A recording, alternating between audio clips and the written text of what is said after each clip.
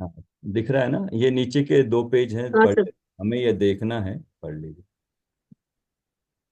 हमें यह देखना है कि हमें कर्म का बंध अनादि काल से निरंतर चलता ही आ रहा है।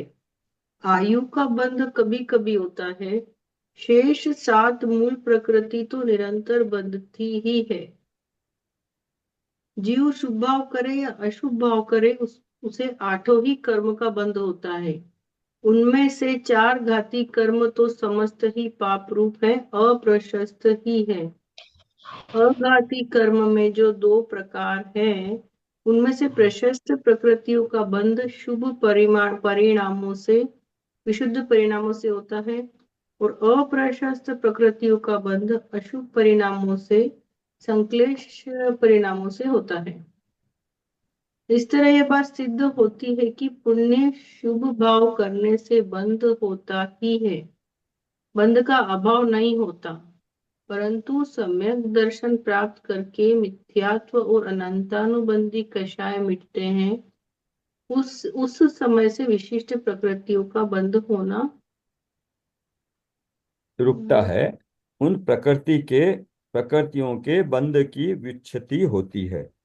हाँ, एक ये वर्ड आया नया, विच्छित्ति। ये बार बार आएगा, इसको आप समझ लेंगे क्रमशः। अप्रत्याख्यान, अच्छा। हाँ, अप्रत्याख्यान प्रत्याख्यानावरण संजलन कषाय का उदय का अभाव होता जाता है, वैसे अधिकाधिक प्रकृतियों की बंध की विच्छित्ति होती जाती है। तो इसे हाँ, ये जब आया था ना, तो इसलिए हमने कल पूरा देख लिया था संवर निजरा का। तो चौथे गुण स्थान में अब जब एक एक प्रकृति का देखा, अब उन सबको 8 प्रकृतियों को ओवरलैप करके पहले गुण स्थान में देखना। तो वो समरी दी हुई ना टेबल में, आप उसको कंपेयर कर लेना, अलग अलग निकाला। अब आपको शायद समझ में आए कि टोटल सभी कर्ण प्रकृतियों का मिला के पहले गुण स्थान में मोहनी की 2, आयु की 1, नाम कर्म की 13, तो 16 प्रकृतियों का सर पेज नंबर। 186 पे जो है ना, टेबल वाली बुक में। हम्म। तो 16 प्रकृतियों का दो दूसरे गुण स्थान से संवर हो जाता है, मतलब वो पहले गुण स्थान तक ही बनती है। ऐसे ही अब आप चौथे गुण स्थान में देख लीजिए। चौथा मतलब तीसरे का जैसे ही चौथा है, दिया नहीं ना यहाँ। हम्म। अगर यहाँ पर कोई गुण स्थान दिया नहीं है, इसका मतलब क्या है? तीसरे के बाद पांचवा लिया। हम्म। जय जिनेन्द्र सर। जय जिनेन्द्र। Sir page number. 186। इसका मतलब तीसरा जैसे है वैसे ही चौथे में भी चल रहा है, पांचवे में जाके चेंज हो रहा है ना? हाँ सर। तो 2 3 4 5 6 7 8 9 10 11 और 12 13 फिर छूटा हुआ है, तो वो वैसे ही चलता रहेगा, तो ये 2 जगह छूटे में एक। तो चौथे गुण स्थान में 3 के बराबर ही है। तो सम्यक दर्शन होने के, क्योंकि दूसरा और तीसरा होता चौथे के बाद ही है ना, तो इसलिए हम पहले से चौथे का ही लेंगे। तो चौथे में पहले दूसरे से 16 का संवर हो गया, और चौथे में 25 का, तो टोटल कितना हो गया? एक सेकेंड, सेकेंड में 41। 41।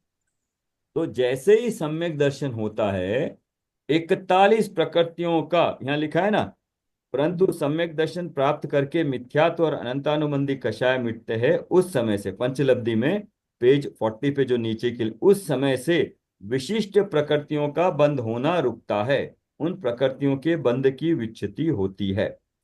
तो 41 प्रकृतियों का बंध होना रुक जाता है जैसे ही सम्यक दर्शन होता है।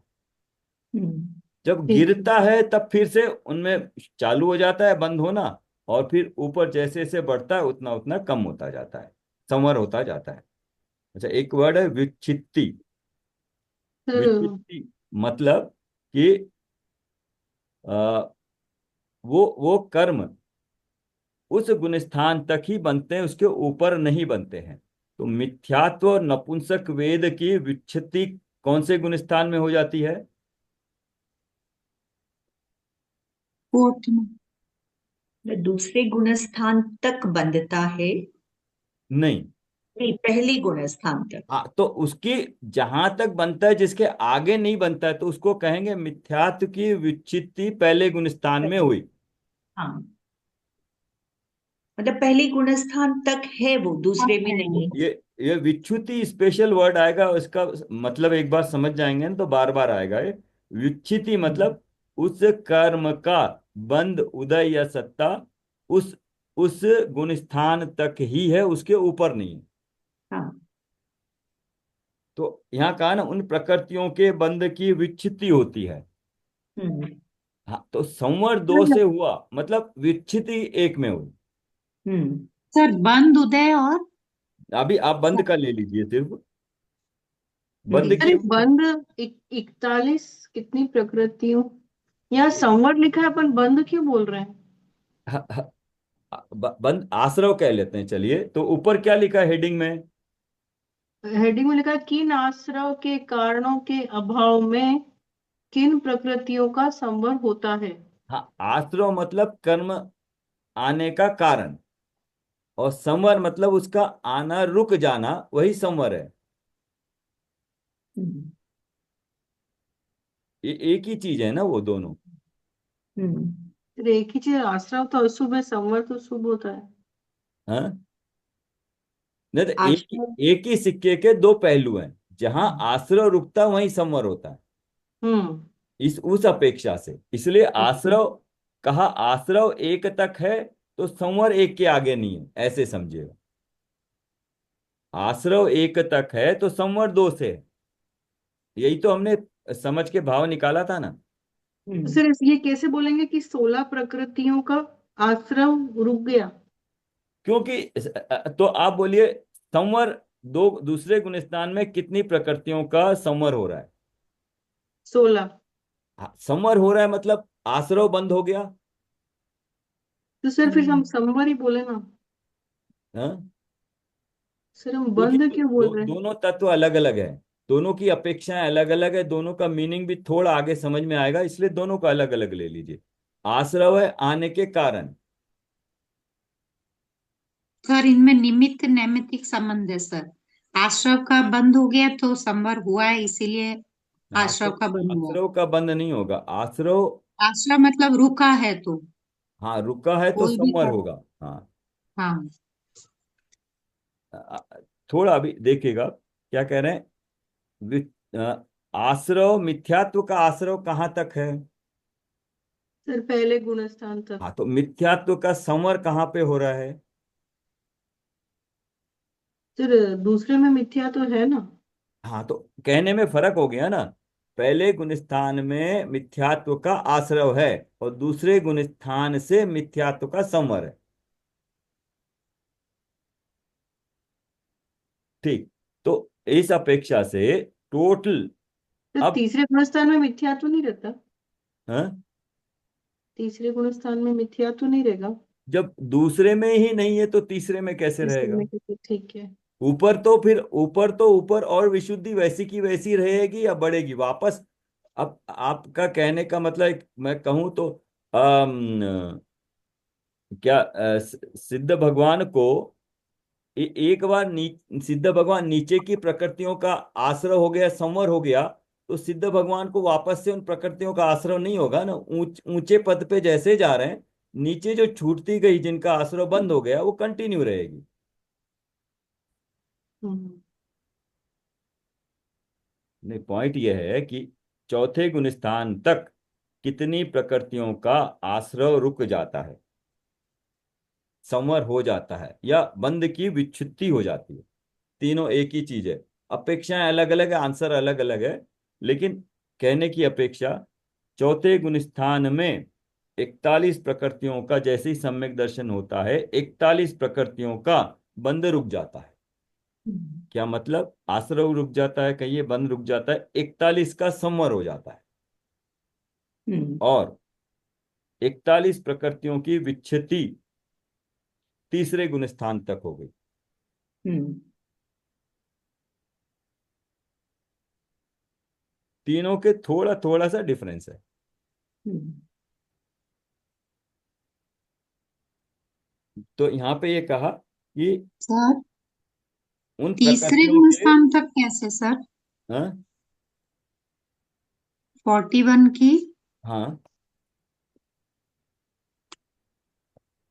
41 के आश्रव की जगह बंद कहा है, बंद की विच्छित्ति हो गई। बंद की विच्छित्ति हुई मतलब तीसरे गुण स्थान से ऊपर वो बनते नहीं है। हम्म। जहां लेकिन तक बन, ऐसे नहीं बनते, लेकिन ऐसे तो 1 से 4 ही जाएंगे ना। वो तो नीचे गिरेंगे तब तीसरे होंगे, तीसरा तो ऐसे आएगा नहीं। अभी मिथ्यात्व अभी दशा अभी में जो तो। अभी अभी स्पेसिफिक इसलिए कहा ना, 1 से 4 में ही जाएंगे, 2 3 है गिरने, जो गिर रहा तो है फिर 3 जब क्यों बोल रहे हैं मतलब? हाँ 3 को क्यों बोल रहे हैं? फर्स्ट ही बोलिए तो ज्यादा सही रहेगा ना, मिथ्यात्व नहीं, में ही उन्होंने रहते हैं। लिखा है, हम क्यों बोले, उन्होंने लिखा है, हम क्यों चेंज कर दे। कैसे सर? मैं नहीं समझी सर, हाँ, लिखा हो वो तो। बात अलग है, मुझे समझ में नहीं आया, कहना बात ठीक है, इसको बदल दे। एक वर्ड मैंने एक दिन गलती से लिखा, बाद में देखा बिल्कुल सही था, वो मेरी गलती हो गई थी समझने में। ये बिल्कुल सोच समझ के लिखा हुआ है, आगम का है ना, तो इसको बदल दे, क्यों बदल दे। नहीं सर, मेरे को समझ नहीं आया, थोड़ा हाँ बताइए। अब ठीक बोला आपने, अब ठीक बोला। हाँ सो नहीं, गुण स्थान तो गुण स्थान है, चाहे गिरते वक्त हो या चढ़ते वक्त हो। अगर चौथे गुण स्थान का लेंगे तो सीधा ही 41 प्रकृतियों का रुक गया। पहले गुण स्थान से 41 हम्म। चौथे में गया तो 41 प्रकृतियों का बंद डायरेक्टली रुक गया, एकदम हम्म। पूरा रुक गया। लेकिन जब जैसे ही वो जो जीव दूसरे गुण स्थान में आया, तो जितना देर वो दूसरे गुण स्थान में, जितना भी आवली और एक वो समय था ना, 6 समय कम एक आवली, उतने समय में बाकी प्रकृतियों का बंद फिर शुरू हो गया। कहने का मतलब ये है, गिरते वक्त या चढ़ते वक्त मत देखिएगा गुण स्थान का, जब वो समझ गई। जीव गुण स्थान में है, वो वापस से प्रकृतियां बंद होनी शुरू हो गई, या उनका आश्रय या संवर हो गया उस अपेक्षा से। मतलब दूसरे में आया तो 16 की संवर हो गया, 16 प्रकृतियों का। तीसरे में आया तो 25 का। और जैसे ही चौथे में गया तब 41 का हो गया। हाँ यस। ठीक। वो सर वो या तब तो भी है। बंद रुक गया बोल दो, या संवर चालू हो गया। हाँ यस। एक ही बात है। अब जब अब मेरे ख्याल से देखना, अब ऊपर जब जा रहे हैं तब संवर कहेंगे, और नीचे जब गिरता होगा उसको फिर आश्रव शुरू हो गया कहेंगे, वो बेटर रहेगा ना कहने में। ऊपर जब चढ़ रहा है तो 3 तक बंद हो रहा है, चौथे से संवर हो गया, और गिर रहा है तब कहेंगे कि तीसरे से आश्रव शुरू हो गया। तो इस सर गिर रहा है तो टेक्निकलिटी में, आश्रम शुरू हो गया बोलेंगे, और ऊपर चढ़ रहा है तो संवर शुरू हो गया बोलेंगे। हाँ बट मतलब मेरे हिसाब से कह रहा हूं जिससे समझ सके, बट इसमें ज्यादा मत पढ़िए, बस ये देखिए कि गुण स्थान में, एक एक गुण स्थान में हमने नंबर निकाल लिए, हम्म। दूसरे गुण स्थान से 16 का समर हो गया। हम्म।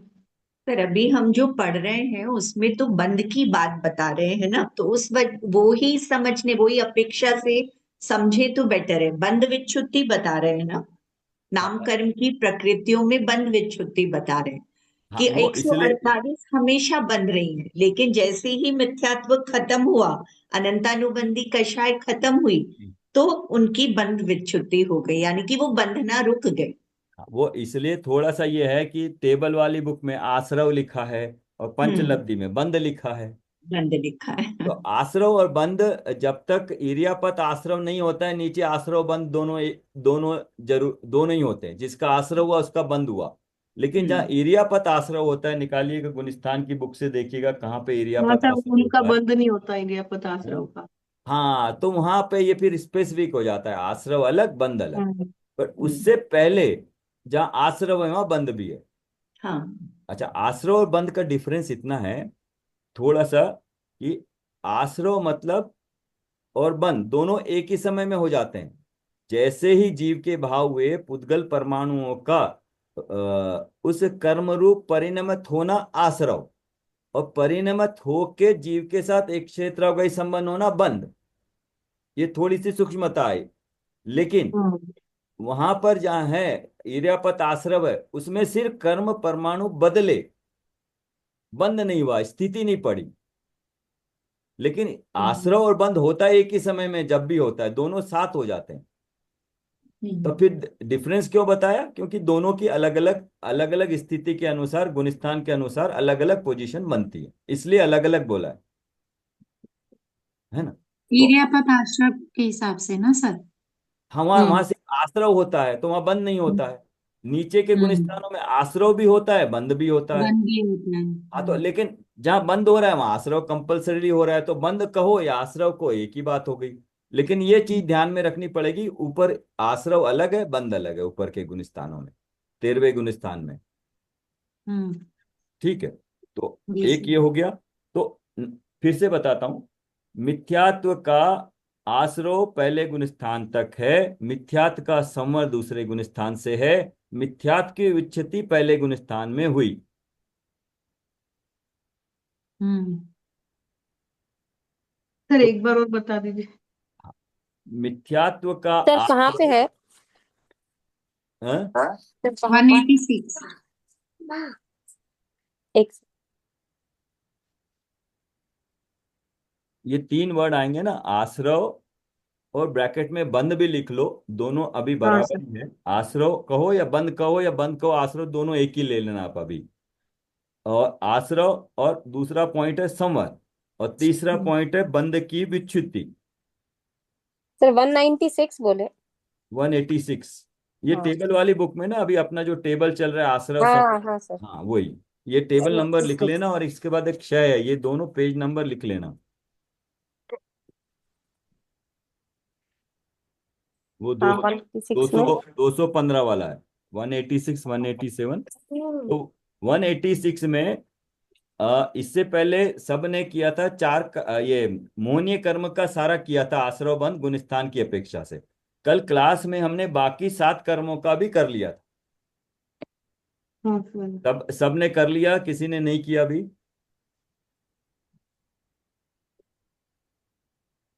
अब आठों करने के बाद, अब आप टेबल वाली बुक में अब समझ के देखना, अब एक पूरा कंबाइंड चार्ट एक बार बना लेना देख के।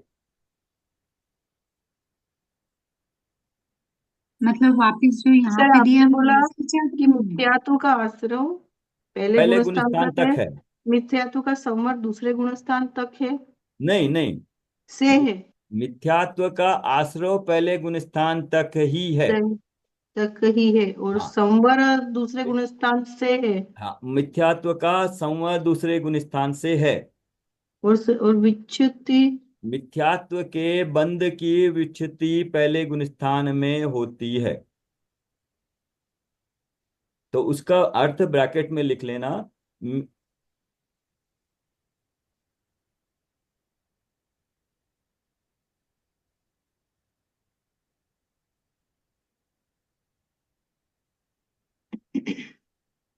सर लिख क्या बंद की लिखना है? विच्युति ये कहाँ है ये वर्ड?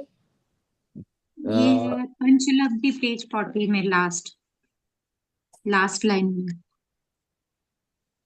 ऐसे ही उदय की विच्छित्ति, ये सारी चीजें एक एक आएंगी बाद में, इसलिए एक बार ये वर्ड आप नोट कर लीजिए। पेज 40 में लास्ट बंद, अच्छा उन प्रकृतियों के बंद की विच्युति होती है। तब बंद की विच्युति मतलब बंद होना रुक गया है। अभी बता रहा हूं मैं। पहले आश्रव हो गया, आश्रव ऑब्लिक बंद, ब्रैकेट में बंद लिख लीजिए। मिथ्य मतलब एग्जाम्पल से, मिथ्यात्व का आश्रव ब्रैकेट में बंद पहले गुणस्थान तक ही है,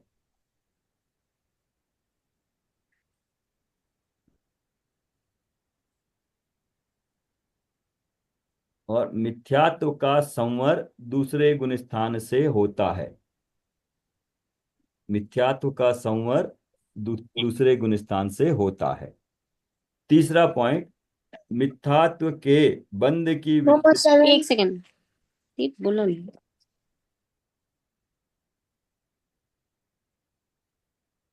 सर फर्स्ट क्या बोले? मिथ्यात्व का आश्रव पहले गुणस्थान तक ही है,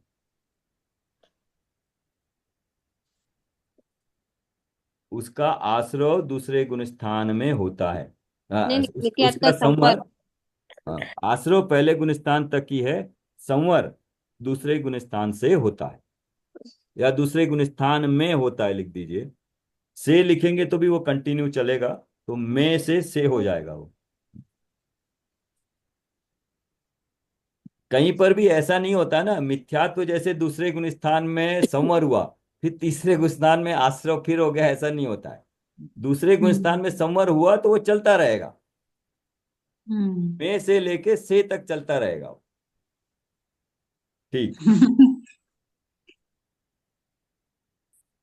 और तीसरा पॉइंट है, मिथ्यात्व के बंध की विच्छित्ति पहले गुण स्थान में होती है। ब्रैकेट में लिखना, मिथ्यात्व का बंध पहले गुण स्थान तक ही होता है, उसके ऊपर नहीं। इसका मतलब विच्छित्ति हो गई, मतलब उसके उसके ऊपर वालों में बंध नहीं है। तो कहेंगे पहले गुण स्थान में विच्छित्ति हुई, पहले गुण स्थान में तो बनता है, और कह रहे हैं विच्छित्ति भी हो रही है, वो इस अपेक्षा से कि दूसरे गुण स्थान से बंध नहीं होता है। ठीक सर है। मिथ्यात्व का बंध फर्स्ट गुणस्थान तक होता है। और क्या प्रकृति बताया आपने? होता है। ब्रैकेट में क्या लिखना है? मिथ्यात्व के बंध की विच्युति फर्स्ट गुणस्थान में होती है। फिर हम्म ब्रैकेट में लिखना है, मिथ्यात्व का बंध पहले गुणस्थान तक ही होता है, उसके ऊपर नहीं।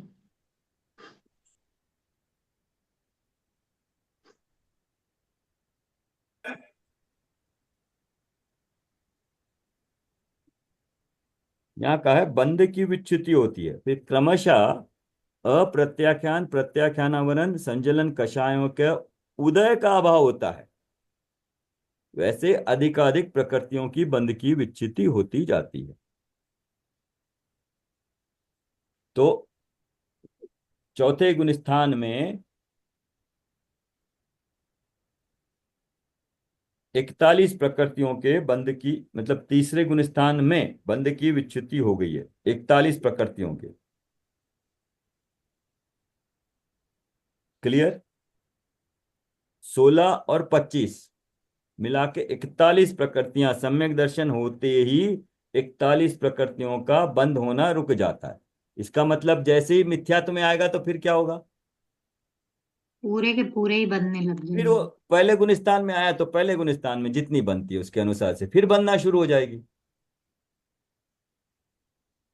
मतलब तीसरे में और चौथे में 41 की ही हो रही है, मतलब प्रकृति का हाँ जीव जब चौथे से नीचे जा रहा है तीसरे में, तो भी उसकी कम नहीं हो हाँ, रही, तो उतनी ही बन तीसरे रही है। और चौथे में सेम है। हाँ सेम। ठीक है, आगे पढ़ें। जिनेंद्र। हाँ, पंचलब्धि पढ़ रहे हैं, पेज 41, और तत्वार सूत्र पेज 186। हाँ, पढ़िए आगे वनीता जी, विनीता जी। इस तरह बंध की इस हानि हो। तरह बंध की हानि होना संवर है। संवर पूर्वक निर्जरा भी होती है, अर्थात सत्ता में पड़े हुए कर्म अधिक मात्रा में छूटकर निकल जाते हैं। बंध की हानि संवर है और सत्व की हानि निर्जरा है, और यही मोक्ष मार्ग है, यही लब्धि है, क्योंकि इसी मार्ग पर चलकर हमें मोक्ष की प्राप्ति होती है। ये क्लियर हो गया है ना? बंध की हानि संवर है, बंध जहां नहीं हो रहा है वहां संवर हो रहा है, और संवर के बाद ही निर्जरा होती है। संवर के बाद निर्जरा मतलब जो सत्ता में पड़े हुए उन कर्मों का नाश होना। आश्रव में क्या हो रहा था? नए कर्म आना रुक रहे थे, तो सत्ता में तो पूरे पड़े हुए हैं। इसलिए जब ये करने के बाद हम वो 217 वाला करेंगे ना, तो उसमें आपको ये भाव समझ में आएगा कि ये आश्रव अलग है और क्षय अलग है। क्षय होता है सत्ता में पड़े हुए कर्मों का, और आश्रव या संवर होता है जो नए कर्म आ रहे हैं उनका आना बंद होना। तो सिर्फ कर्म बंद होने से मोक्ष नहीं हो जाएगा, क्योंकि सत्ता में जो पड़े हैं ना उनको गलाना पड़ेगा, उनकी निर्जरा करनी पड़ेगी। तो इसलिए पहले तो जो आ रहे हैं उनको बंद करना, फिर सत्ता में पड़े हुए, तो प्रोसेस ये है, पहले निर्जरा नहीं होगी, पहले संवर होगा फिर निर्जरा होगी। तो संवर पूर्वक निर्जरा भी होती है, अर्थात सत्ता में पड़े हुए कर्म अधिक मात्रा में छूटकर निकल जाते हैं। अधिक मात्रा में इसलिए कहा कि एक समय में जितने हमको बनते हैं निकलते चले जा रहे हैं वो तो सामान्य से हो रहा है, लेकिन मोक्ष मार्ग में एक समय में अधिक छूट कर निकलते हैं, तब बहुत सारे कर्म एक समय में निर्जरा हो जाती है। बंध की हानि संवर है, और सत्व की हानि, सत्व मतलब सत्ता की हानि निर्जरा है। और यही मोक्ष मार्ग है, यही लब्धि है, क्योंकि इसी मार्ग पर चलकर हमें मोक्ष की प्राप्ति होती है। ठीक है, आगे पढ़िए। यहाँ तो केवल प्रकृति का बंध रुकता है, उसकी चर्चा की। परंतु हमने बंध के 4 प्रकार देखे थे, याद है? प्रकृति बंध, प्रदेश बंध, स्थिति बंध और अनुभाग बंध। हाँ तो प्रियंका जी, इसका भी एक टेबल बनाया हुआ है, सबके पास है ना? बारह हाँ बारह ऑप्शंस बनते हैं इसके। ऊपर हाँ, बंद उदय सत्ता, नीचे प्रकृति प्रदेश स्थिति अनुभाग, नहीं, अनुभाग, ऊपर 4 नीचे 3। नीचे 3। हाँ प्रकृति प्रदेश स्थिति अनुभाग के 4 कॉलम, नीचे बंद उदय सत्ता के कॉलम, रोज। तो इस तरह से 12 ऑप्शन बन जाते हैं। उसका करना कुछ नहीं है, बट ये ध्यान में आएगा कि कोई चीज हम बात करते हैं तो बंद की बात करेंगे तो बंद में प्रकृति की बात करेंगे, मतलब कौन सा कर्म बन रहा है, उसके कितने प्रदेश बन रहे हैं, कितने परमाणु आ रहे हैं, कितने समय के लिए हमारे साथ रहेगा, और जब उदय में आएगा तो किस तरह का फल देगा। ये 4 एस्पेक्ट हैं उनके। बंद होगा तब भी, सत्ता में है तब भी, और उदय में आएंगे तब भी। तो अब जब भी बात करेंगे तो 12 में से एक पर्टिकुलर की बात करेंगे कर्म के बारे में, कि बंद की हो रही है या प्रकृति की हो रही है, या सत्ता, सत्ता के अंश से कितनी स्थिति पड़ी है, सत्ता में पड़े हैं वो कर्म, उनकी स्थिति कितनी है, ये बात। उनका अनुभाग कितना, या उदय में आया तो उनका कितना अनुभाग, तीन तीन वाला, दो दो, वो दो द्विस्थानगत, तीस्थानगत, चतुर्स्थानगत ऐसे आएगा उसमें। क्योंकि स्थिति और अनुभाग, अभी प्रकृति की हमने पूरी बात करी, देखा है ना? जितनी प्रकृतियां थी वो सारी प्रकृति देखी हमने 148। और इसके बाद अब आएंगे स्थिति और अनुभाग, इंपॉर्टेंट आएंगे। हम्म प्रदेश इतना ज्यादा महत्व नहीं है, लेकिन वो भी है, उसका हम्म कंसिडरेशन ज्यादा नहीं है, स्थिति और अनुभाग का है। हम्म प्रकृति बंदापसरण आपने नाम सुना होगा, करण लब्धि में, करण में 3 करण में प्रकृति बंदापसरण, स्थिति बंदापसरण, स्थिति कांडक घात, और अनुभाग का अपसरण, अनुभाग कांडक घात। हम्म इस तरह से तो वो आएंगे वहां पे। तो इसलिए थोड़ा देख लेना ये। हाँ, वो तो ये चार्ट बनाया है प्रियंका जी आपने, ये वाला भी एक चार्ट है। नहीं बनाया सर मैंने भी। फिर कौन सा, इसका चार्ट तो नहीं बनाया?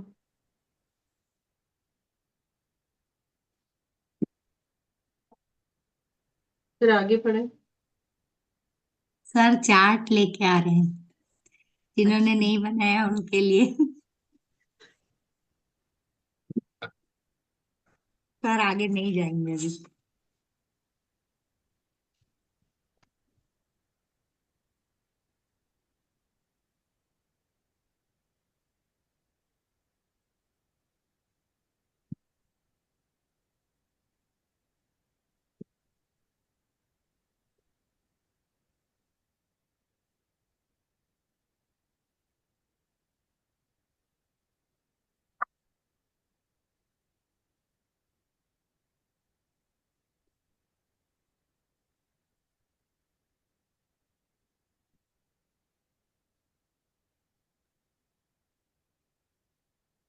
आगे पढ़ना ये।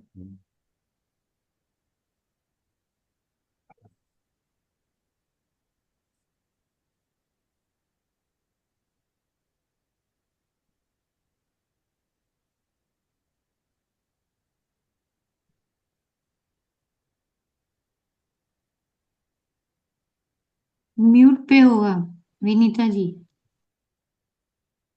जीव सम्यक्त प्राप्त करता है तब इन चारों ही प्रकार के बंध की हानि होती है। विशिष्ट प्रकृतियों का बंध रुक जाता है, कम संख्या में प्रदेश बंध होता है, कर्मों की स्थिति का बंध अंतः कोड़ाकोड़ी सागर से भी नीचे होता है, तथा अप्रशस्त कर्मों का अनुभाग घटता हुआ बंधता है। प्रशस्त कर्मों का स्थिति बंध तो घटता है, मगर अनुभाग बढ़ता जाता है। सम्यक तो होने पर तो ये बातें होती ही है, परंतु जब जीव स्वयं का स्वरूप जानने के लिए उत्सुक होता है, तत्व ज्ञान संबंधी अपने आत्म संबंधी उसे जिज्ञासा और रुचि उत्पन्न होती है, तभी से अर्थात सम्यक्त्व के पूर्व होने वाली 5 लब्धि में भी कर्मों में कितने सारे परिवर्तन होते हैं। कर्मों की शक्ति किस तरह ढीली पड़ती जाती है, इन सब बातों को हम देखेंगे तो तुम कहोगी हम बिना वजह कर्मों से डर रहे थे। जिस फिर आगे 1 मिनट, हाँ पढ़ लीजिए आप पहले।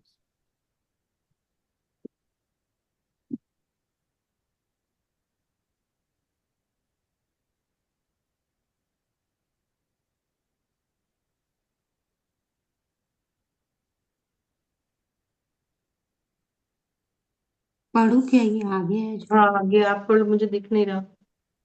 हाँ तो यहाँ क्या लिखा है, यहाँ तो केवल प्रकृति का बंध रुकता है उसकी चर्चा की, परंतु हमने बंध के 4 प्रकार देखे थे, प्रकृति, प्रदेश, स्थिति और अनुभाव। जीव सम्यक्त प्राप्त करता है तब इन चारों ही प्रकार के बंध की हानि होती है। मतलब विशिष्ट प्रकृतियों का बंध रुक जाता है, हमने देखा था 41 प्रकृतियों का बंध रुक जाता है। कम संख्या में प्रदेश बंध होता है, मतलब कम परमाणु बंधते हैं। प्रदेश बंध मतलब कम परमाणु बनते हैं। और कर्मों की स्थिति का बंध, और बंध अंत कोड़ाकोड़ी सागर से भी नीचे होता है। मतलब जैसे ही चौथा गुण स्थान हुआ वहां पर स्थिति मतलब एक कोड़ाकोड़ी सागर से कम हो जाती है। नॉर्मली कितनी होती है, 70 कोड़ाकोड़ी सागर हो सकती है पंचेंद्रिय जीवों को। मिथ्यात्व की मैक्सिमम होती है उसकी 70 कोड़ा कोड़ी सागर हो सकती है। बाकी 40, 30, 20 इस तरह से 30 या 20 या कहते हैं उसको कोड़ा कोड़ी उनकी होती है स्थिति। मतलब इतने साल तक उनके परमाणु हमारे साथ उदय में आने के लिए तैयार है। तथा तथा अब 3 बात हुई ना, प्रकृति, प्रदेश, स्थिति तथा अप्रशस्त कर्मों का अनुभाग घटता हुआ बनता है। अनुभाग मतलब चौथा पॉइंट आ गया, अनुभाग घट रहा है मतलब फल देने की शक्ति अप्रशस्त का घट रहा है। मतलब जो नीम कांजीर देखा था ना वो वाला विष हलाल, उसमें से वो घट रहा है। जो दुख देने वाले हैं वो कम हो रहे हैं, कम दुख देने वाले बन रहे हैं, इसका मतलब। क्योंकि प्रशस्त जैसे ही अघाती आता है वहां 2 भाग हो जाते हैं, प्रशस्त अप्रशस्त तो हो गया अघातिया में, और प्रशस्त कर्मों का ये भी हो गया अघातिया में। अप्रशस्त कर्मों का अनुभाग घटता हुआ बनता है। तो ये दोनों का हो गया, अप्रशस्त किस किस में है, घातिया में भी अघातिया में भी। दोनों का अनुभाग तो घट रहा है, लेकिन प्रशस्त कर्मों का स्थिति बंद तो घटता है मगर अनुभाग बढ़ता जाता है। क्यों बताएंगे? मतलब सर उनके जैसे मतलब साता वेद नहीं बढ़ते जाते ना, जैसे ब्रजवेश्वर नारायण हो गया वो बढ़ जाएगा, नहीं। ऐसा कुछ। विशुद्धता बढ़ती है। हाँ, उनकी विशुद्धता बढ़ रही है तो पुण्य बन रहा, ज्यादा बन रहा है। पुण्य ज्यादा बढ़ बढ़ के बढ़ रहा है हाँ और पाप कम होता जा रहा है। हाँ। तो तो लेकिन ये तो मतलब कर्मों की बात कर रहे हैं ना। हाँ नहीं, वो बोलते हैं ना, वो मतलब जब पुण्य खत्म होता है तो बढ़ बढ़ के खत्म होता है, और जब पाप खत्म होता है तो घट घट के खत्म होता है। मैडम बोलती है। दो दो पॉइंट है। एक, जब भी बात करेंगे दो दो चीजें साथ साथ है, बात चाहे किसी की भी करो। एक जीव है, एक कर्म है। हाँ सर। तो जीव की बात करेंगे, जीव की अपेक्षा से बात करेंगे तो भावों की विशुद्धता की बात करेंगे। और उसका निमित्त नैमित्तिक संबंध कर्मों के साथ है तो कर्मों की बात करेंगे। सर ये अब तो कर्म सम्यक तो प्राप्त करता है जब का बता रहे, बढ़ बढ़ बढ़ कहाँ रहा है। नहीं, सम्यक से पहले भी होता। प्रयास करेगा जब क्या होगा ऐसा नहीं, बता रहे। करण लब्धि में भी, जब प्रायोग्य लब्धि करण लब्धि में भी यही काम होते हैं। हम्म। पुण्य कर्म बढ़ता जाता है तो क्योंकि विशुद्धि बढ़ रही है, रीजन ये है जीव की विशुद्धि बढ़ रही है। तो वहां पर जीव की विशुद्धि बढ़ने से पाप कर्म का बंध घट रहा है, अनुभाग घट रहा है। और पुण्य कर्म का स्थिति तो घट रही है लेकिन अनुभाग बढ़ रहा है। मतलब 1 साल में उदय में आके फल देना था, अब वो देने 1 महीने में। लेकिन 1 महीने में जो पुण्य का उदय आएगा वो बहुत बढ़ के आएगा। पहले जितना 1 साल में पुण्य का उदय आना था, अब वो 1 महीने में उससे ज्यादा आएगा। पुण्य का उदय फल ज्यादा आएगा। समझ में आ रहा है? तो इस तरह से प्रशस्त कर्मों का स्थिति भंग तो घटता है, मगर अनुभाग बढ़ता जाता है। क्यों? क्योंकि विशुद्धि बढ़ रही है, जीव की विशुद्धि बढ़ रही है, तो कर्मों की। तो इससे क्या पता लगता है? बात तो कर्मों की हो रही है, लेकिन ध्यान जीव पर रही है। हमारे जीव में क्या हो रहा है, हम डायरेक्टली जीव के भावों को नहीं जान सकते, लेकिन कर्मों को देख के, कर्मों के बारे में जान के, कर्म भी दिखते नहीं है, लेकिन कर्मों के बारे में ये जान के पता लगता है कि कर्मों में क्या हो रहा है। तो कर्मों के अपेक्षा से जीव में क्या हो रहा है, जीव की विशुद्धि बढ़ रही है। परंतु जब जीव स्वयं का सम्यक्त होने पर तो ये बातें होती हैं। ये आपने सही बोला, सम्यक्त होने पर ये बातें होती ही है। परंतु जब जीव स्वयं का स्वरूप जानने के लिए उत्सुक होता है, जो प्रायोग्य लब्धि है ना, प्रायोग्य लब्धि से जब करण लब्धि में चढ़ता है, तब भी तत्व ज्ञान संबंधी, अपने आत्मा संबंधी उसे जिज्ञासा और रुचि, दो पॉइंट देखे, जिज्ञासा और रुचि उत्पन्न होती है।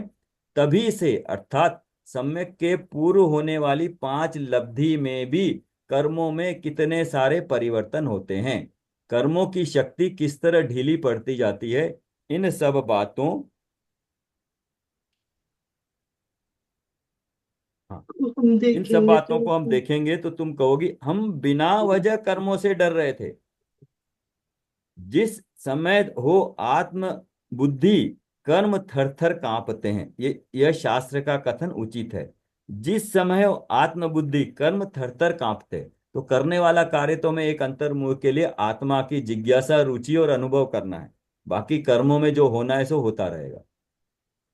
कर्म में होने वाले ये सभी परिवर्तन, कर्म में, नंबर वन, कर्म में कर्म की स्वयं की योग्यता से होते हैं। हमें कर्म में कुछ नहीं करना पड़ता, हम कुछ कर ही नहीं सकते हैं। कर्म की इन अवस्थाओं का परिवर्तन का स्वरूप ठीक तरह से समझ में आए, इसलिए और भी कुछ प्राथमिक जानकारी लेना आवश्यक है। ठीक है, ये वाला पॉइंट अंडरलाइन कर लेना, दो लाइन। इसके लिए वो सर प्रियंका ने आगे चार्ट बनाया था, स्क्रीन पर। जीव और पुद्गल का। सर हाँ। एक एक कॉलम में जीव लिखा था, उसमें जीव के स्वभाव आ गए, विभाव भी आ गए। और दूसरे कॉलम में पुद्गल लिखा था, पुद्गल में पांच तरह के पुद्गल, पांच तरह की वर्गनाएं लिखी। और बीच में जो लाइन थी वो वज्र की दीवार बनाई थी उसको। दो द्रव्यों के बीच में वज्र की दीवार है, जीव और पुद्गल। वो अगर उसको समझ में आया तो जीव तो भाव करता है, जीव भाव करता है, निमित्त नैमित्तिक संबंध के कारण कर्म में भी उस तरह का परिवर्तन, कर्म में अपने कारण से होता है, मतलब उसकी अपनी शक्ति है परिणमन करने की। बात समझ में आई है? हाँ सर। ये अगर बात समझ में आ जाएगी ना तो बहुत इजी हो जाएगा।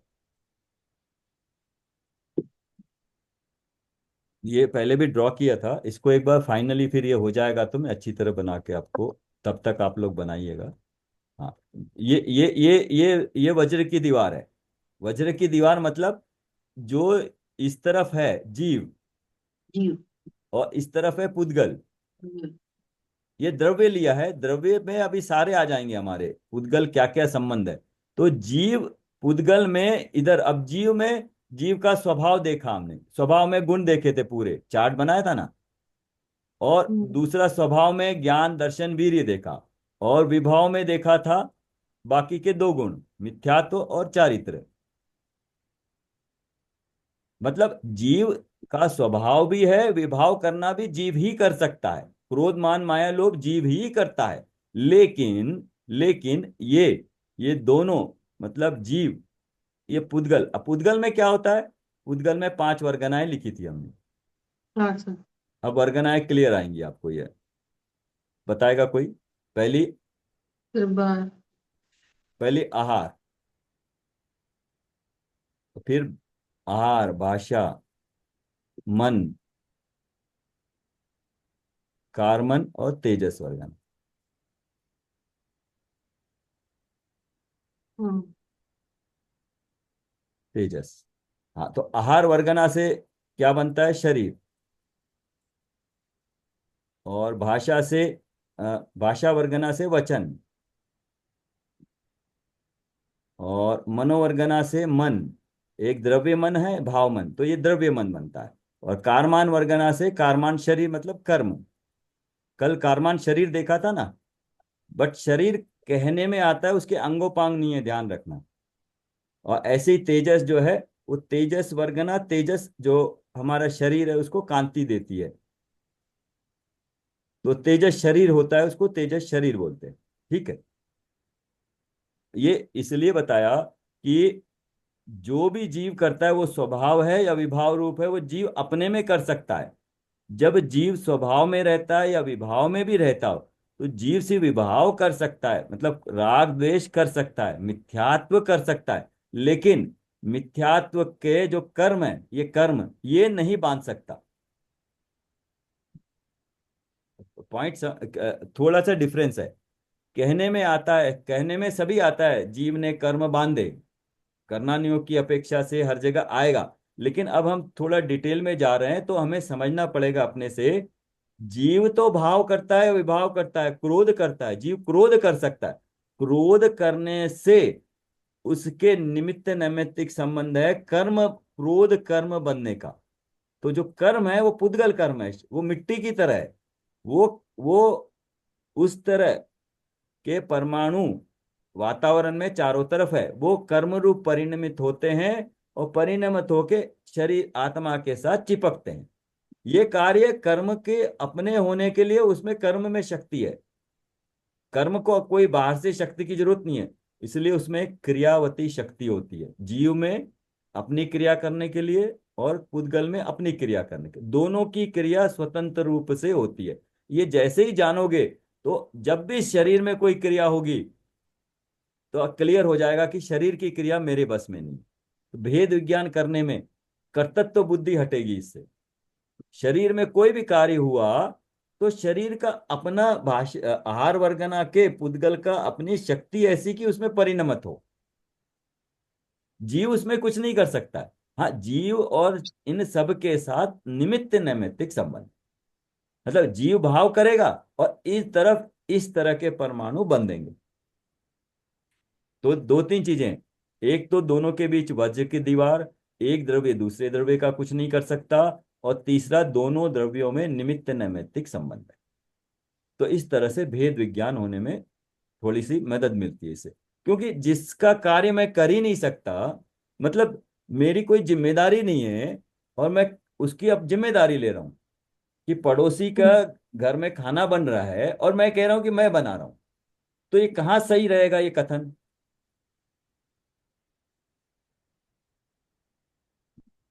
ये क्लियर हुआ प्रियंका जी, राखी जी? नहीं सर, वो भाव तो मैं अपन ही कर रहे हैं ना। हाँ हाँ, यस। नहीं, ये समझ में भी आ जाए ज्ञान में कि भाव कर सकते हैं, चाहे विभाव भाव भी हो या स्वभाव हो, या मानते हो या ना मानते हो, लेकिन कर्म तो हम नहीं बांध सकते। कर्म बंधते हैं, बंधते हैं। कर्म बंधते हैं जीव के भाव करने से, निमित्त नैमित्तिक संबंध के कारण उस उस रूप यथा योग्य कर्म बंधते हैं। जीव कर्म नहीं बांध सकता, लेकिन कहने में आएगा मैंने कर्म बांधे, मेरे कर्मों का उदय आया, उनकी निर्जरा निर्जरा हुई, मैंने ऐसे भाव किए तो उनसे निर्जरा हुई, कहने में आता है। उस वक्त ये सूक्ष्मता ध्यान में रखनी कि मेरा रोल क्या है, पर का रोल क्या है। तो चारों तरह की बुद्धि भी थोड़ी सी क्लियर होगी, एकत्व ममत्व, खासकर कर्तृत्व बुद्धि इसमें क्लियर होगी कि मैं कर ही नहीं सकता उसका काम, तो मैं उसकी जिम्मेदारी ले रहा हूं, तो मैं फिर मतलब मूर्ख हूं, मैं अज्ञानी हूं कि जो काम मैं कर नहीं रहा हूं उसकी जिम्मेदारी ले रहा हूं। कैसे? कि शरीर का पालन पोषण मैं कर रहा हूं। तो क्या अब ये जिम्मेदारी हम ले सकते हैं क्या? राखी जी, जिम्मेदारी ले रही हैं आप इसकी? नहीं नहीं।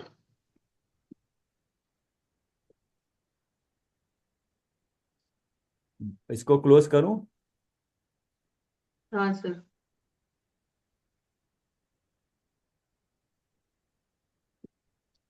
हाँ राखी जी, किस किस की नहीं सर, जिम्मेदारी आप ले जिम्मेदारी सकते? तो ले ही नहीं सकते ना सर। किस किस की ले नहीं सकते, अलग बात है, आप ले किसकी रहे हो? नहीं सर, मैं तो किसी की भी नहीं ले रही हूँ सर। तो कि ले किसकी रहे हो फिर?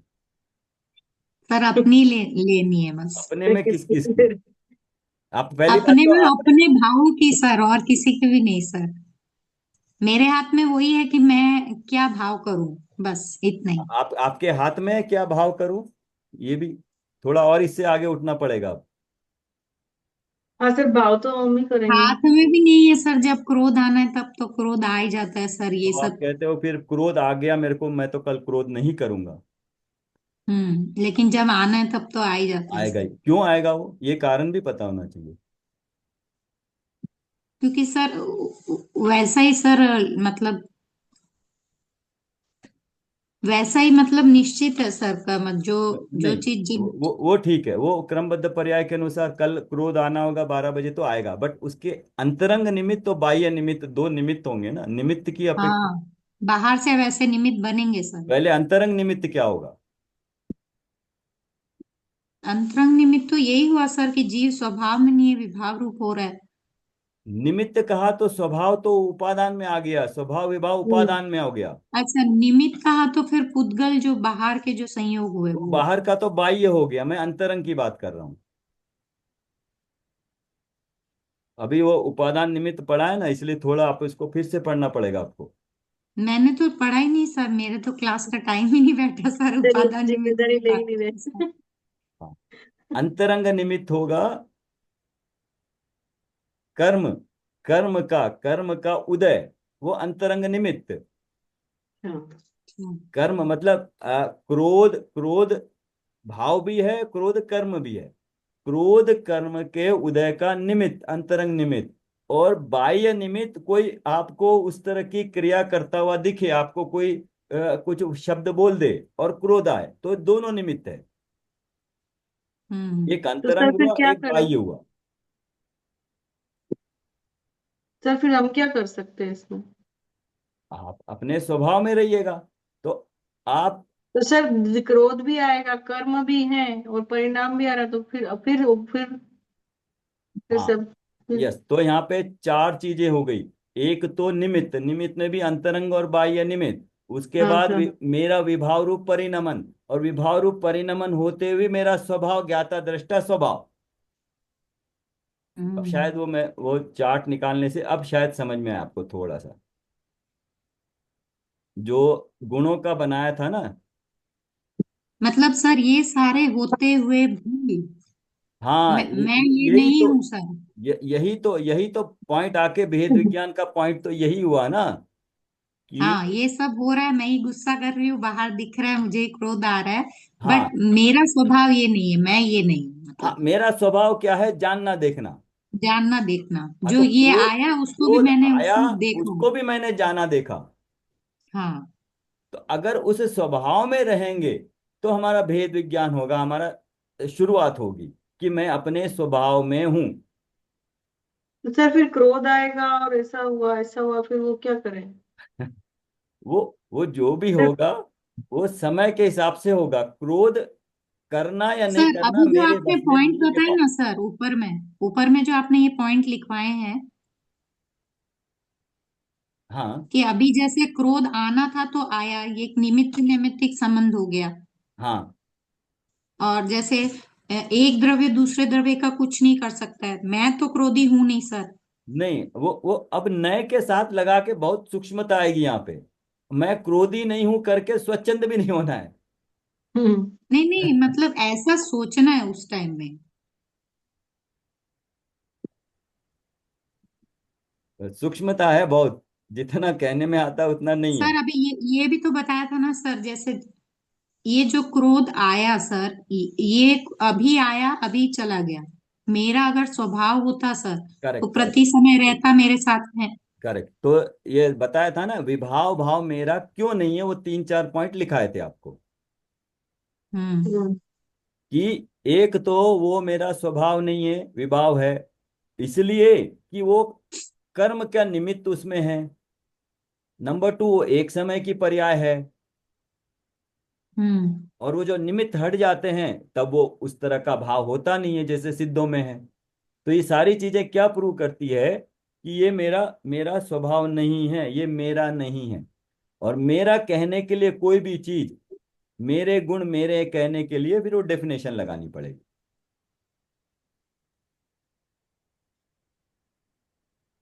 कोई भी चीज को आप मेरा कब कहोगे?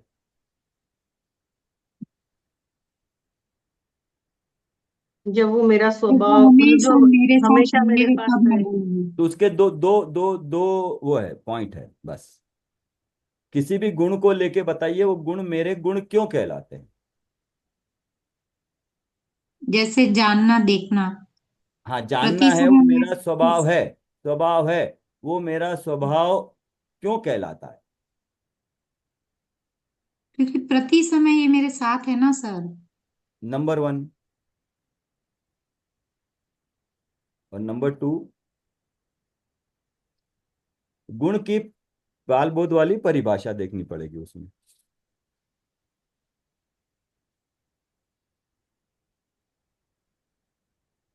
सर हम द्रव्य के अंदर ठीक है। बहुत सारे गुण दिखा है है आपने, जैसे। वो दो चीजें हैं, याद आएगी किसी को बताना। चलिए आगे देखते हैं। तो यहाँ पे थोड़ा सा क्लियर हुआ होगा, बार बार उसको हम अलग अलग जगह से अप्लाई करेंगे ना। जो पहले लिख लिया ना, गुण गुण 5 गुणों का चार्ट विनीता जी जो बना है ना, गुणों का, उसको एक बार रिवाइज कर लेना। वो अगर क्लियर है तो ये सब समझ में आ जाएगा। और ये वाला पुद्गल का, जीव का। सर 5 गुणों का चार्ट मतलब 5 की 8? नहीं नहीं, 47 प्रकृतियों में 5 गुण, ज्ञानना देखना, और मेरा चारित्र गुण, दर्शन गुण, उसका विभाव रूप परिणमन, उसके प्रतिपक्षी कर्म, फिर पंच लब्धि पूर्वक और 9 लब्धियां, वो सारा एक चार्ट था ना, शुरू में देखा था। हाँ सर। हाँ हाँ, वो और आज वाला चार्ट, ये जीव और पुद्गल का। और हाँ दोनों के, एक द्रव्य दूसरे द्रव्य का कुछ नहीं कर सकता, दोनों के बीच में वज्र की दीवार है। ये ऐसे वाले भाव, अगर सारे इनका भाव अगर समझ में आ गया ना, तो बहुत आसानी हो जाएगी समझने में। ज्ञान सर, एक एक तरफ चीज। एक तरफ जीव के गुण जैसे ज्ञान गुण रखना है, दूसरी तरफ प्रतिपक्षी कर्म रखना है। नहीं, वो चार्ट के अपेक्षा से जो भी मालूम हो गया, ज्ञान दर्शन मेरे गुण है हम्म। और स्वभाव है मेरा। गुण भी है, हम्म। स्वभाव भी है। और श्रद्धा और चारित्र है तो गुण, लेकिन अभी विभाव रूप परिणमन है उनका।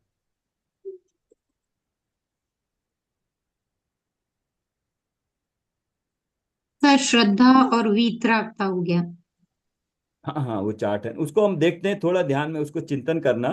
धीरे धीरे ऐसे अप्लाई करेंगे ना, तो उसका भाव समझ में आएगा। पहले तो इसलिए कहते हैं ना, लिखना पड़ता है, बार बार पढ़ते हैं।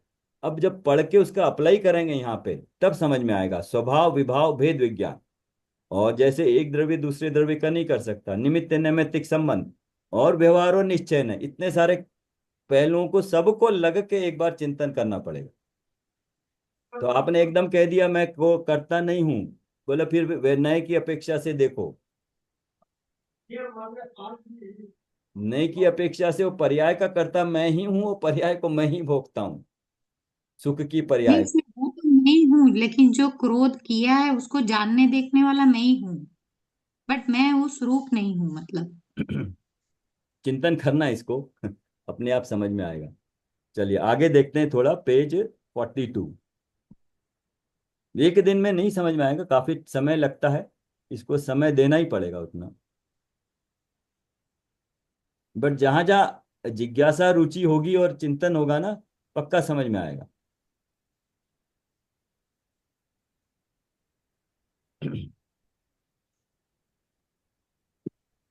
हाँ, ये पढ़िए कुसुमलता कर्म। जी। हाँ। इंदिरा जी, आप पढ़ेंगे? इंदिरा जी दिख रहा है पंचलब्धि आपके पास? हाँ है सर। हाँ पढ़िएगा, पेज 42। कर्म संबंधी कुछ परिभाषिक शब्द। हाँ, ये पारिभाषिक शब्द में क्या आता है, निषेध और स्पर्धक, दो इंपॉर्टेंट चीजें बार बार आएगी।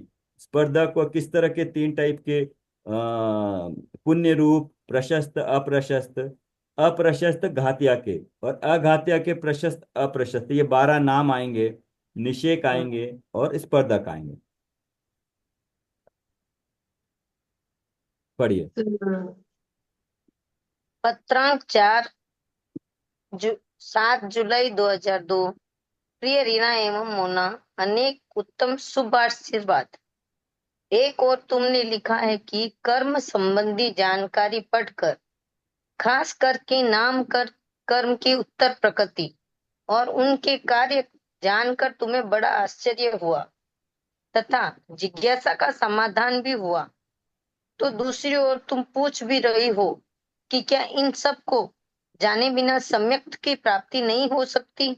हाँ, ये देखा, नंबर एक तो क्या है, नाम कर्म की 93 प्रकृति हमने भी जानी ना, उत्तर प्रकृतियां। नाम कर्म मूल प्रकृति की 93 उत्तर प्रकृतियां, 93 उत्तर प्रकृतियां हमने जाना, उनका नाम जाना, और नाम के साथ साथ थोड़ा सा उनका स्वभाव भी जाना, स्वरूप जाना, डेफिनेशन जाना। जान के थोड़ा बहुत आश्चर्य भी हुआ कि विग्रह गति में कैसे जो जाता है तो आकार क्या होता है, कि मनुष्य का आकार घोड़े जैसा या घोड़े का आकार मनुष्य जैसा, थोड़ा सोचने में बड़ा आश्चर्य हुआ। ठीक है, होता है, उसमें हमें कुछ नहीं करना। तो कर्मों की प्रकृतियां जितनी थी उनका हमें भान हो गया, नंबर वन। दूसरी ओर ये भी है कि इतनी प्रकृतियों को जानना जरूरी है क्या? इसके बिना सम्यक तो नहीं हो सकता क्या? इतना जरूरी है क्या सारा एक्सरसाइज करना? उसका जवाब, जरूर हो सकती है। तुम मुझे बताओ, किसी मरीज को कोई रोग हुआ हो जिसका इलाज करने हेतु वह डॉक्टर के पास जाता है। अब यदि डॉक्टर ने दी हुई दवा का नाम, उसका रासायनिक फार्मूला, उसकी कार्य पद्धति, शरीर में उसमें होने वाले परिवर्तन और किस रूप में वह दवा शरीर के बाहर चली जाएगी, इसका उसे ज्ञान न हो, तो क्या वह ठीक नहीं हो सकता? क्या वह रोग मुक्त नहीं हो सकता? और अब मान लो उस डॉक्टर को ही बीमारी हुई हो जो दवा के बारे में सब कुछ जानता है, तो क्या जानने मात्र से उसका रोग दूर होगा या उसे भी दवा का सेवन करना होगा? दवा खाकर वह भी ठीक हो सकता है ना? उसे दृढ़ विश्वास है कि विशिष्ट दवा के सेवन से वह रोग मुक्त होगा। ये दोनों कितने सटीक एग्जाम्पल बताए ना। ऊपर का जो जवाब लिया है कि ये ना कर्मों की प्रकृतियां क्या होती है, कैसे होती हैं, तो डॉक्टर का उदाहरण लिया कि जो दवाई देता है हमें, वो दवाई का हमारा काम क्या है, दवाई लेके खा लेना, रोग ठीक हो जाएगा। अब वो दवाई का नाम क्या है, कैसे काम करती है, इतना जाने तो अच्छी बात है, नहीं जाने तो भी कोई बात नहीं, दवाई ले लें, डॉक्टर पे विश्वास करते तो रोग ठीक हो जाएगा। और वही हम नहीं जानते हैं तब भी रोग ठीक हो गया। और दूसरा, वो जो डॉक्टर है वो तो रोग के बारे में पूरा जानता है, फिर भी उसको दवाई नहीं लेगा तो क्या ठीक हो जाएगा? तो सम्यक्त के बारे में जानकारी जिसको हो गई तो क्या उससे सम्यक्त हो जाएगा? नहीं, वो नहीं। पुरुषार्थ करेगा तब सम्यक प्राप्त होगा।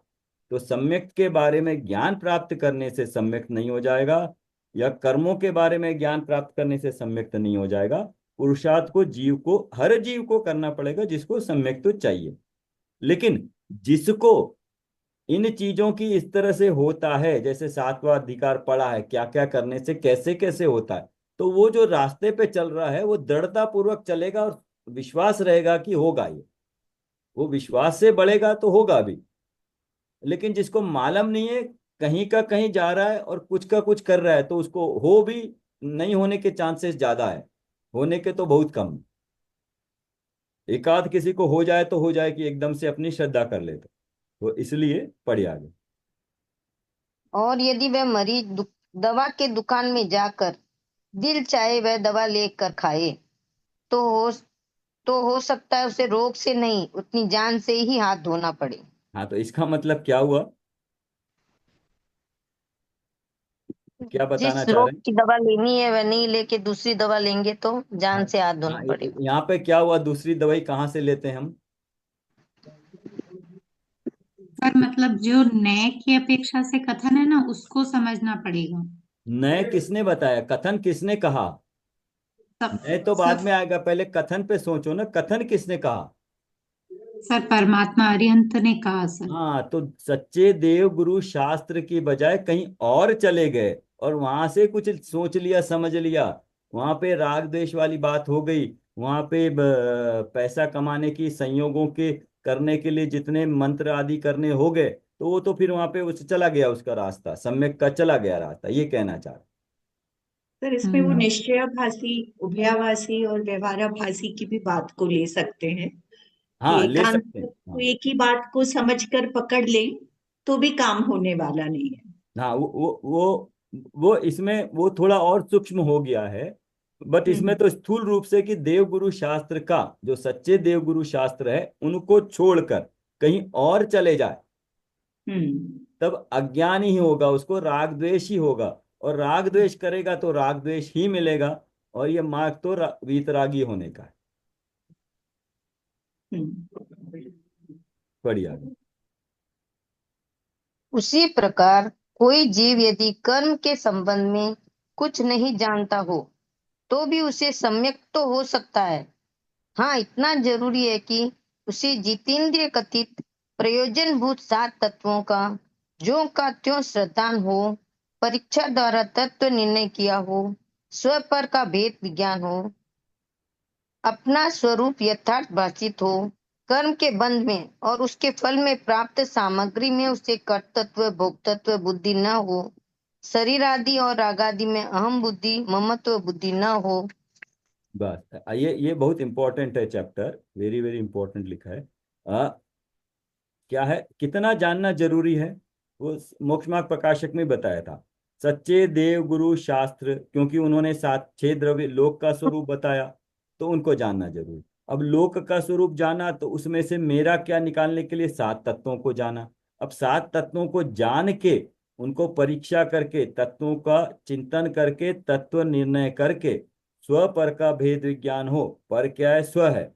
और उसके बाद पर को पर रूप जान के स्व को ग्रहण करे, तो पर में जो 4 बुद्धि है वो भी छूटे, एकत्व ममत्व कर्तव्य भोक्तृत्व बुद्धि भी ना हो।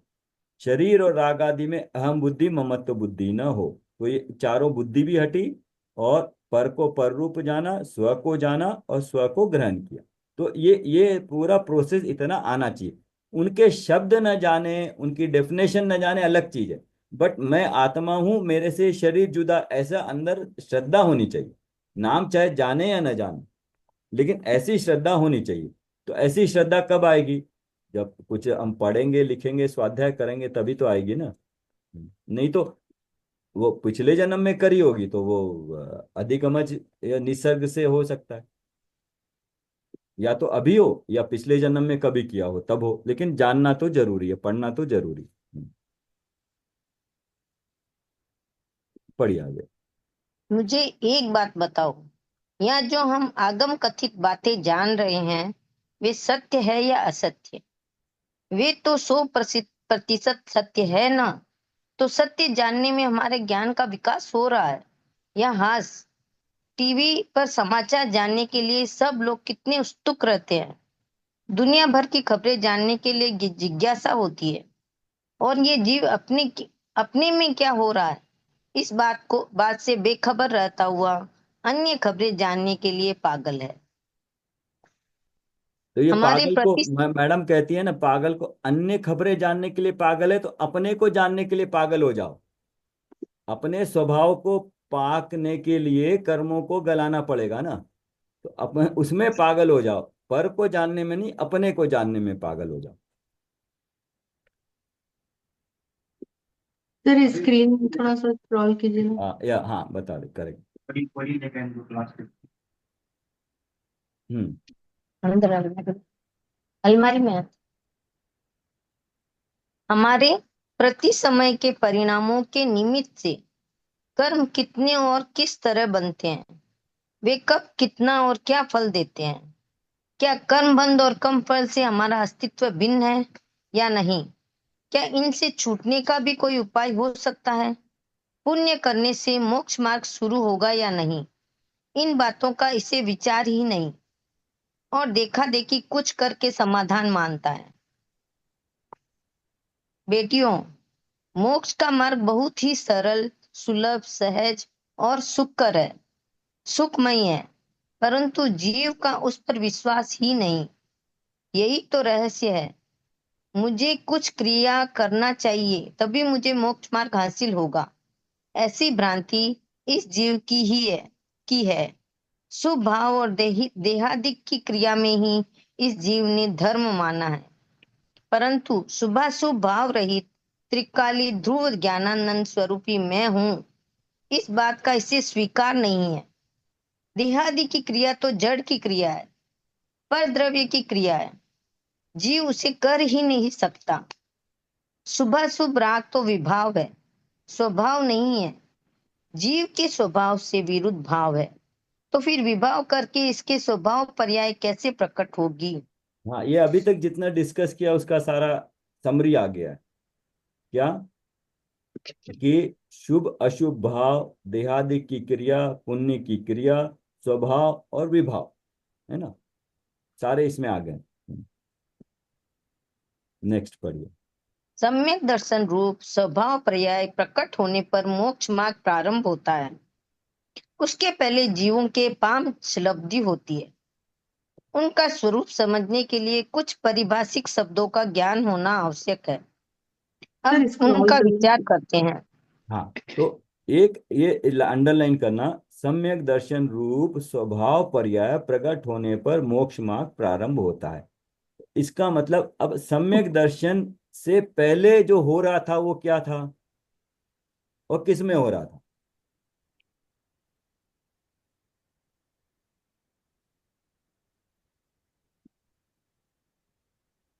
बताइए। सर सम्यक दर्शन से पहले जो हो रहा था वो तो चार गति में परिभ्रमण का नहीं नहीं नहीं, मार्ग हो गया। अभी अभी आप भटको नहीं, अभी गुणों की अपेक्षा से सीधा सीधा दो तीन पॉइंट ही है बस, जब जनरल नहीं बात मिथ्या कर। तो हो रहा था, हाँ विभाव रूप हो रहा था। हाँ, मिथ्या हो रहा था। विख्यात विभाव रूप। करेक्ट करेक्ट, मिथ्यात्व हो रहा था, विभाव रूप हो रहा था। और विभाव किसका हो रहा था? गु- स्वभाव का। नहीं, स्वभाव का विभाव नहीं हो सकता क्या, विभाव मतलब नहीं होगा। आप कहना गुणों का। चाह रहे हो ज्ञान सर का गुणों हो के का। मैं अज्ञान हो रहा था, वो कहने की अपेक्षा, लेकिन ज्ञान तो ज्ञान रूपी था ना, नहीं होगा। वो स्वभाव विभाव नहीं हुआ। लेकिन सर वो गुणों का विभाव हो रहा किसका था। हुआ? वो उसी उसी चार्ट में लिखा हुआ है। सर गुण का ना। सर हाँ करेक्ट, गुण का विभाव रूप परिणमन हो रहा था, और उसी गुण का स्वभाव हो गया सम्यक दर्शन। हम्म, तो मेरे का भी उस गुण गुण तो है मेरे पास, लेकिन उसका विभाव परिणमन हो रहा है। हम्म, अतत्व श्रद्धान होना या तत्वों की श्रद्धा न होना, जैसे वैसे वो विभाव रूप परिणमन है मिथ्या मेरे श्रद्धा गुण का। तो वो उसमें लिखा है सबसे पहले, अतत्व श्रद्धान करके लिखा है ना, जैसा है वैसे नहीं है करके, वो चार्ट में लिखा है।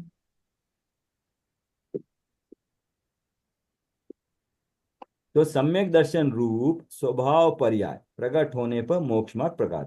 तो गुण हो गया श्रद्धा गुण, उसकी दो रूप पर्याय हैं, दो दो भाव रूप है, एक स्वभाव रूप और विभाव रूप। तो अभी स्वभाव होने से पहले विभाव रूप होता है, और विभाव है अतत्व रूप श्रद्धान मिथ्यात्व। और हम्म, सम्यक दर्शन है वो श्रद्धा गुण की पर्याय है, सम्यक दर्शन वो स्वभाव पर्याय है। तो इसलिए क्योंकि ये पर्याय है, तो पर्याय की ओर दृष्टि करने से पर्याय प्रकट नहीं होती, ये भी है।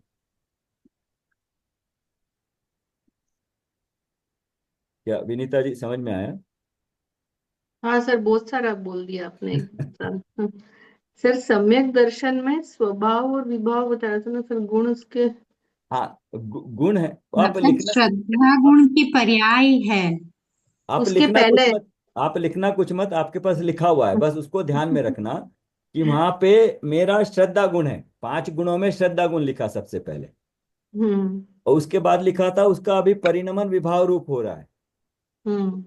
विभाव रूप मतलब अतत्व श्रद्धान, जैसा है वैसा श्रद्धान नहीं हो रहा, उसी को मिथ्यात्व कहा। हाँ सर। और उसका जब वो मिथ्यात्व हटके स्वभाव रूप परिणमन होता, पर्याय होती है, तो सम्यक दर्शन होता है। यह सम्यक दर्शन होना वो स्वभाव पर्याय है, लेकिन हम्म। स्वभाव पर्याय है वो।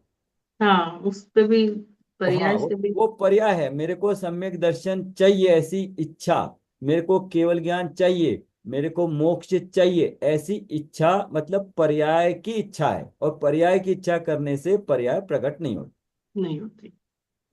तो पर्याय की भावना तो कर सकते हैं कि प्रकट करने लायक है। भावना और इच्छा ये दो चीजें अलग अलग है। हम्म। तो ये सम्यक दर्शन मिथ्यात्व जीव को 5 लब्धि पूर्वक होता है। उनका स्वरूप समझने के लिए ये कुछ पारिभाषिक शब्द है, पढ़िए। सर स्क्रॉल कीजिए ना।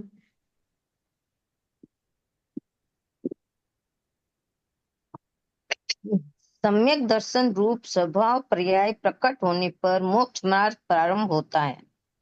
उसके पहले जीवों के 5 लब्धि होती है। उनका स्वरूप समझाने के लिए कुछ पारिभाषिक शब्दों का ज्ञान होना आवश्यक है। अब उनका विचार करते हैं। हम पहले अनेक बार पढ़ चुके हैं कि कर्म का बंध 4 प्रकार से बता सकते हैं। जिन कर्म प्रकृतियों का बंध होता है वह प्रकृति बंध है। जितनी संख्या में कर्म परमाणु बनते हैं, परमाणुओं की उस संख्या को प्रदेश बंध कहते हैं। हाँ, यहाँ पे डेफिनेशन आ गया है कि कर्म की प्रकृति को प्रकृति बंध, और कितने नंबर ऑफ परमाणु संख्या उसको प्रदेश बंध कहते हैं।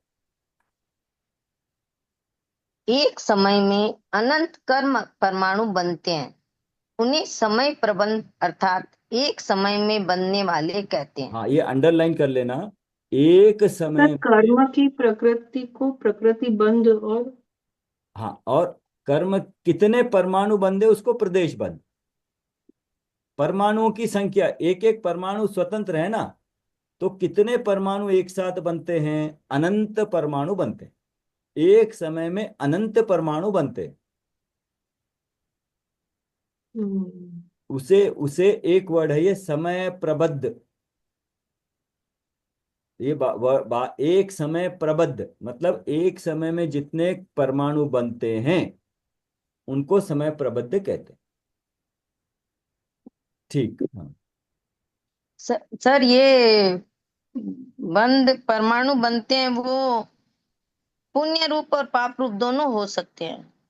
यहाँ अभी वो बात नहीं हो रही है, परमाणु बंध रहे हैं बस। अच्छा। बस वो बाद में देखेंगे, वो तो अलग और आगे आएगा वो। हाँ। वो दोनों मिला के आप जो पूछ रहे हैं ना, वो दोनों मिला के टोटल। हाँ। सर इसको स्क्रॉल कीजिए थोड़ा सा। क्या हुआ? हाँ, हो गया ये ऊपर। समय प्रबद्ध अर्थात एक समय में बनने वाले कहते हैं। आगे पढ़िएगा। बंद होते समय, बंद बंद होते समय यह निश्चित होता है कि वह कर्म अधिक से अधिक कितने काल तक जीव से निबंध रहेगा, बंधा हुआ रहेगा, और कब वह अकर्म रूप होकर निकल जाएगा। इस कालावधि को स्थिति बंध कहते हैं। हाँ, हमारे साथ कितने परमाणु तो बाहर चारों तरफ है, लेकिन मेरे नाम पे जब वो परमाणु हो गए तो मेरे साथ कितने समय तक रहेंगे, वो स्थिति बंद। उन कर्म परमाणुओं में फल देने की जो शक्ति है उसे अनुभाग बंध कहते हैं। तो जब उनका समय खत्म, मतलब मान लीजिए एक परमाणु बंधा, एक परमाणु बंधा, वो मान लीजिए 1 साल के लिए बंध गया, तो 1 साल तक मेरा साथ रहेगा, वो कुछ फल नहीं देगा। साथ रहने से कोई नुकसान नहीं है, लेकिन जब वो उदय में आके फल देगा ना, तब उसका फल मुझे मिलेगा। वो कहेंगे कि उसकी निर्जरा हुई, परमाणु की निर्जरा हुई और मुझे फल देके गया।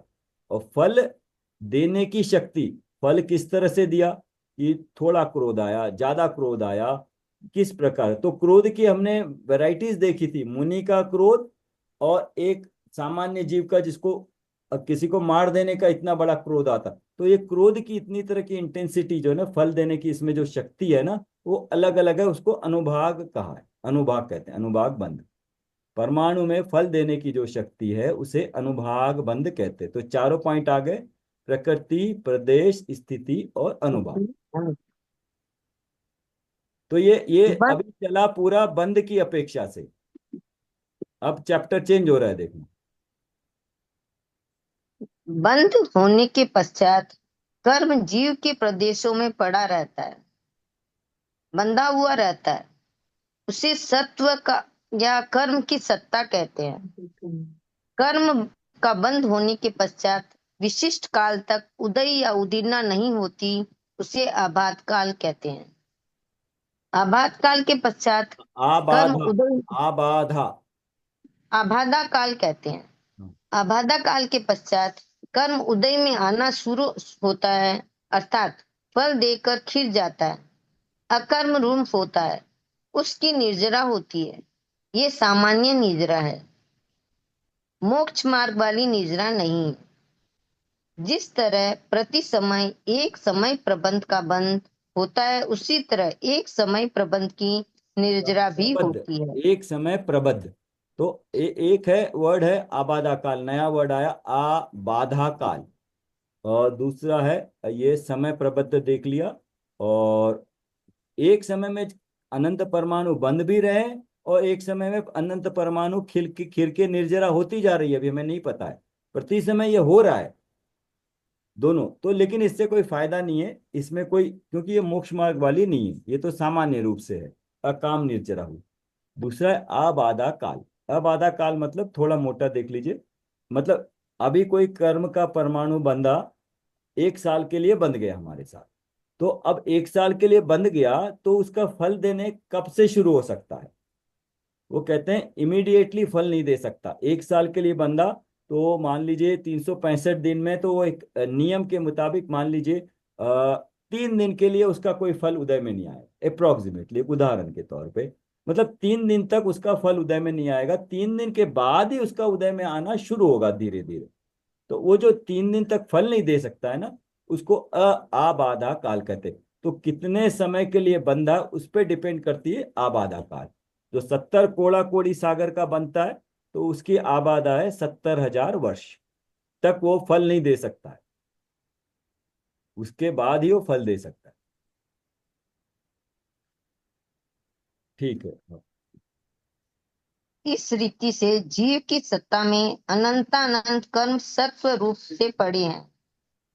उनमें प्रति समय एक समय प्रबद्ध बंधता है और एक समय प्रबद्ध खिर जाता है, उदय में आता है, और कर्म की सत्ता हमेशा बनी रहती है। हाँ बस यहाँ रुके क्या, 9:15 हो गया। ये कुछ समझ में आ रहा है, यहाँ कुछ इंपॉर्टेंट लग रहा है या ज्यादा है बहुत? बस समझ में तो आ रहा है। हम्म। समय प्रबंध का क्या हुआ मीनिंग?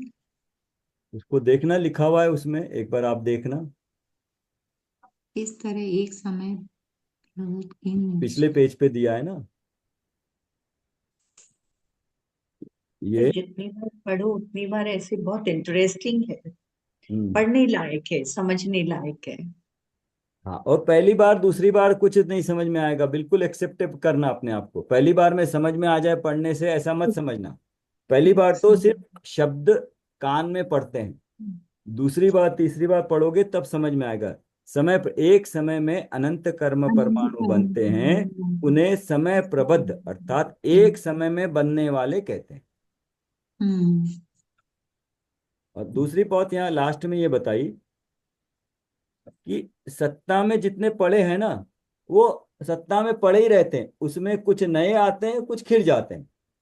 मान लो सत्ता में 1 लाख परमाणु पड़े हैं, उसमें अभी 1,000 परमाणु बंदे, और उसी समय 1,000 परमाणु तकरीबन खिर भी गए, तो 1 लाख परमाणु हर वक्त सत्ता में पड़े ही रहते हैं। वो जब तक कर्म मोक्ष मार्ग पे नहीं आएंगे, वो हर समय उतने पड़े रहते हैं हमारे साथ। अनंत परमाणु पड़े ही रहते हैं, कुछ पड़े हुए उदय में आके खिर जाते हैं, कुछ नए बनते चल जाते हैं। तो ये सिलसिला चल रहा है बंद का उदय का। मतलब सर जितने जितने मतलब बांध रहे हैं उतने ही खिर रहे हैं, क्योंकि जितने सत्ता खिर रहे वाले हैं, तो वैसे ही रहेंगे। जितने खिर रहे हैं उतने बांध रहे हैं, दोनों अपेक्षाओं हाँ। से। हाँ, क्योंकि सत्ता वाले तो उतने ही रहेंगे फिर। हाँ, सत्ता उतनी ही है, तो सत्ता के घटाने के लिए निर्जरा करनी पड़ेगी, निर्जरा के लिए तप करना पड़ेगा, और तप सम्यक दर्शन बिना होगा नहीं। हाँ, सम्यक दर्शन स्वपर के भेद विज्ञान होगा नहीं, स्वपर का भेद विज्ञान तत्वों को जाने बिना होगा नहीं। तत्वों को जानने के लिए 6 द्रव्य और लोक को जानना पड़ेगा, लोक को जानने के लिए देवगुरु शास्त्र को जानना पड़ेगा, और उसके लिए स्वाध्याय करना पड़ेगा। इसीलिए क्लास में आना पड़ेगा क्या सर? वो आपकी मर्जी है। ये ये सिलेबस उसके है। बिना होगा नहीं ना सर।